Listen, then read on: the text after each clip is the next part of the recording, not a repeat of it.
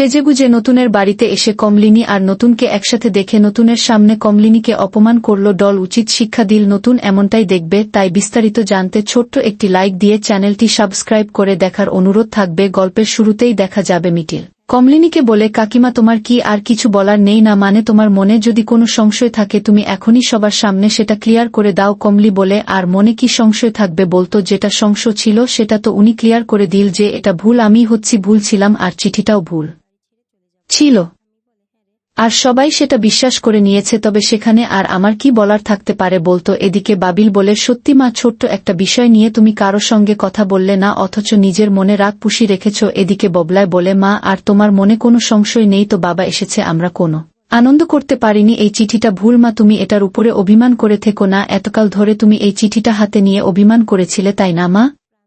শোনো তুমি এই জিনিসটা নিয়ে আর অভিমান করো না এসব মিথ্যে ভুল আর এটা কিছুতেই হতে পারে না। দেখো না বাবা তোমার কাছে ফিরে এসেছে তাই তোমার কাছে হাত জোড় করছি আর কোনো ঝামেলা না করে আর কোনো সংশয় সৃষ্টি না করে প্লিজ তুমি আমাদের সবাইকে বাবাকে নিয়ে একটু হাসি খুশিতে থাকতে দাও। আর তখনই থামি বলে সেই তো আমি কি অমন ছেলে জন্ম দিয়েছি নাকি? হ্যাঁ আমার ছেলে খুব ভালো ছেলে আমার ছেলে কখনোই ওসব করবে না। এদিকে বরমাসি বলে হ্যাঁ বৌমা সত্যি তুমি না অনেক বোকা ছোট্ট একটা ব্যাপার নিয়ে তুমি এতদূর অবধি গড়িয়ে গেলে নিজের মনে খুব পুষে রেখেছ আর সবার সঙ্গে সেটা বললেই তো এতদিনে নতুন তোমাকে সেটা বলে দিত তাই না? নতুনের কাছেও তো বললে পারতে। এদিকে তখন পিসিমনি বলে বৌদি ভাই তোমার মনে আর কোনো মেঘ নেই তো? আর তখনই কমলিনী বলে কি মেঘ থাকবে বলতো? তোমরা সবাই তো স্বীকার করে নিলে তোমরা সবাই তো বিশ্বাস করে নিলে তাই না? আর উনিও তো সেটা ক্লিয়ার করে দিল যে এটা উনার কাজের জায়গার চিঠি আমি ভুল ছিলাম সেখানে আমি তোমাদের সবার মুখের উপর কি বলতে পারি বলতো? ঠিক আছে তোমরা সবাই চাও তো যে আমি এখানেই থাকি। তখনই মিঠি বলে হ্যাঁ মা তুমি তোমার সিদ্ধান্ত না সিদ্ধান্তটা জানাও তুমি কি চাও তোমার সিদ্ধান্তের উপরে আমি এখানে দাঁড়িয়ে আছি তুমি বল তুমি কি চাও। ওদিকে দেখা যাবে কাকু বলে আচ্ছা মা বুড়িমা তোকে বলছি নিশ্চয়ই তোর মনে কোনো সংশয় আছে তাই তো? শোনো যদি তোর মনে কোনো সংশয় থাকে তবে তুই একটা হ্যান্ডরাইটিং এক্সপার্টকে খবর দে উনি সবটা ক্লিয়ার করে দিবে। আর এই কথা শুনে তো চন্দ্র প্রচণ্ড রেগে যায় রেগে গিয়ে বলে হ্যাঁ আপনি কি বলতে চাইছেন? কি বলতে চাইছেন?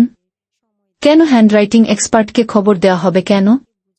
হ্যাঁ ২০ বছর আগে কে কোথায় আমাকে চিঠি লিখেছে তাকে আপনারা খুঁজে বের করবেন। হ্যাঁ কোথায় পাবেন তাকে? আর এদিকে এসব কথা শুনে তো অবাক হয়ে যায় কমলিনীর কাকু আর বলে সে কি তুমি এত রেগে যাচ্ছ কেন? এতটা রেগে যাওয়ার তো কোনো ব্যাপার হয়নি আমি বলেছি একটা হ্যান্ডরাইটিং এক্সপার্টকে খবর দিতে তবেই সবার মনে সংশয়টা দূর হয়ে যাবে বিশেষ করে আমার বুড়িমার। এদিকে কমলিনের বাবা মা বলে শোন তুই না এদিকে আর কথা বলিস না আরে সংসারে থাকতে গেলে ওই একটু একটু হয় তাই বলে এরকম হ্যান্ডরাইটিং এক্সপার্টকে খবর দিতে হবে এমন কোনো মানে হয় না। আর তখনই কমলিনী কাকু বলে দেখ যেন আমার বুড়িমা আবার সংসারটা সুখে শান্তিতে করতে পারে সেই জন্য আমি কথা বলেছি। এতে তোর জামাই এত রেগে গেল কেন সেটাই আমি বুঝতে পারছি না। এদিকে কমলিনের মা বলে শোনো জামাই তুমি কারো কোনো কথা ধরবে না কিচ্ছু হবে না আর সংসারে থাকতে গেলে ওরকম একটু একটু হয়। এদিকে নতুন বলে বুঠান তাহলে তো তোমার মনের সব সংশয় দূর হয়ে গেছে তাই তো?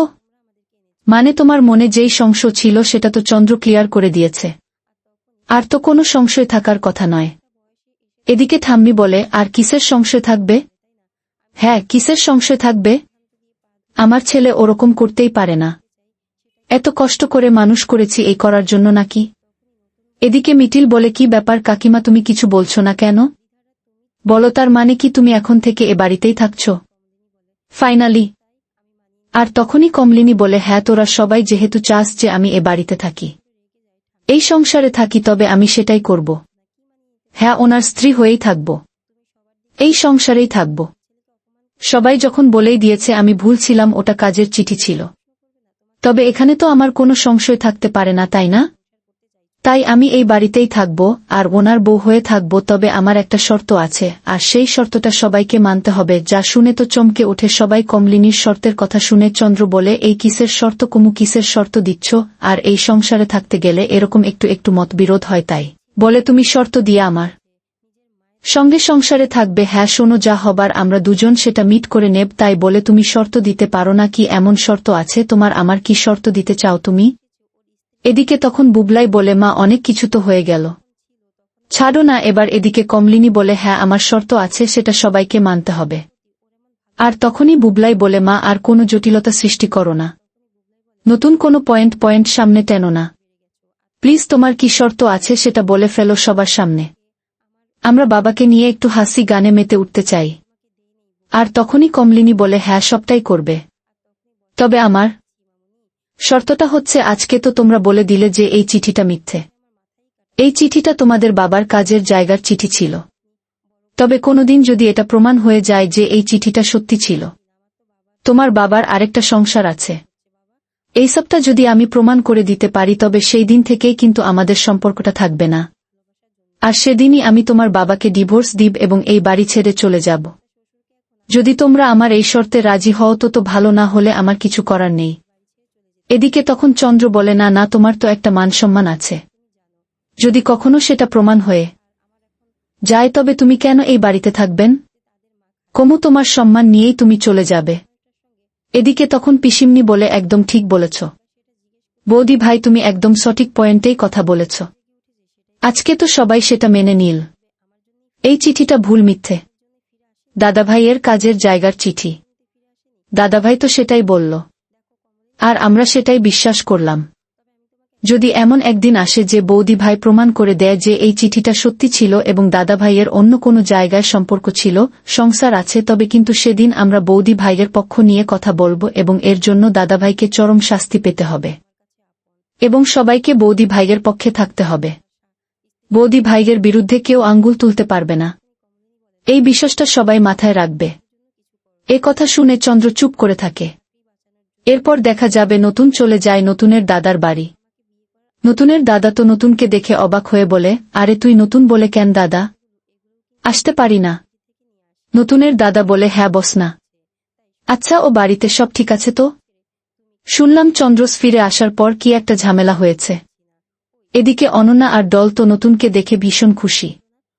আর তখনই অন্না বলে, ও বাড়িতে ঝামেলা তো করছে কমলি। যাই হোক, সে কথা আর বলতে চাই না। এদিকে তখন নতুন বলে, আচ্ছা, আমি এ বিষয়গুলো নিয়ে কথা বলতে এখানে আসিনি, একটা ব্যাপার নিয়ে কথা বলতে এসেছি। আমি বিয়ে করব। আর এই কথা শুনে তো খুশি হয়ে যায় অনন্যা। অনন্যা বলে, কি বলছো, কি নতুন নতুন তুমি বিয়ে করবে? এদিকে নতুনের দাদা বলে, হ্যাঁ রে, তুই কোনো বুকের বসে এই সিদ্ধান্তটা নিসনি তো? না মানে পরে কিন্তু পস্তাতে হবে। কেন হঠাৎ করে এই সিদ্ধান্ত নিচ্ছিস? তখনই অনন্যা বলে, তোমার ভাই একটা ভালো সিদ্ধান্ত নিয়েছে, সেখানে তুমি ওকে সাপোর্ট করবে, সেটা না করে তুমি ওকে ভুলভাল বোঝাচ্ছ কেন বলতো? আচ্ছা নতুন, তুমি কোনো নতুন পাত্রী ঠিক করে আবার এখানে আসনি তো? নতুন বলে, না বৌদি, নতুন কোনো পাত্রী নয়, তোমরা ডলের সঙ্গে আমার বিয়ে দিতে চেয়েছ, তাই ডল যদি মনে করে যে আমার সঙ্গে সংসার করলে ও ভালো থাকবে, তবে আমি ডলকে বিয়ে করতে রাজি। যা শুনে তো ডল ভীষণ খুশি। আর এই কথা শুনে ডল বলে, শোনো, আমি তোমাকে অনেক আগে থেকেই পছন্দ করতাম, তোমার সঙ্গে সংসার করব এটাই আমি চেয়েছি, কিন্তু তুমি সেটা চাওনি। আজ তুমি এসে ওই কথা বলছো। এখন যদি আমি তোমাকে নিয়ে মনের ভিতরে স্বপ্ন বেঁধে বসি আর হঠাৎ করে যদি তুমি সেটা ভেঙে দাও, তখন কিন্তু আমার মনটা ভেঙে যাবে। নতুন দা। আর তখনই নতুন বলে, নতুন যেটা কথা দেয় সেটা নতুন পালন করেই ছাড়ে, সেটা তুমি মাথায় রেখো। আর এ কথা শুনে তখন ডল বলে, তা তুমি যে বিয়ের সিদ্ধান্তটা নিয়েছ কমল নিদিস জানে না? আর তখনই নতুন বলে, হ্যাঁ জানে তো, বুঠান তো সবসময় চেয়েছে আমি বিয়ে করে সংসারী হই, কিন্তু তোমরা সবসময় বুঠানকে ভুল বুঝতে। আর তখনই অনন্যা বলে, ছাড়ো তো ওসব কথা, আমি না ওই মহিলার সম্পর্কে আর কোনো কথা বলতে চাই না, তুমি বিয়ে করতে রাজি হয়েছ সেটাই অনেক। এদিকে নতুনের দাদা বলে, চল তোর সঙ্গে একটু আলাদা করে কথা আছে। অনন্যা বলে, আলাদা করে আবার কিসের কথা আছে? হ্যাঁ, যা বলার আমাদেরকে আমাদের সামনেই বলো। আর তখনই নতুন দাদা বলে, কেন, আমার ভাইয়ের সঙ্গে কি আমার আলাদা কথা থাকতে পারে না? অনন্যা বলে, না, এত বছর ধরে তো ভাইয়ের মুখোমুখি হওনি, এই মাঝে সাজে একটু দেখা করেছ, ওই মাঝে সাজে একটু দেখা করার পরেও কি এমন কথা থাকতে পারে যা কথা হবে আমাদের সামনে হবে? বুঝতে পেরেছ?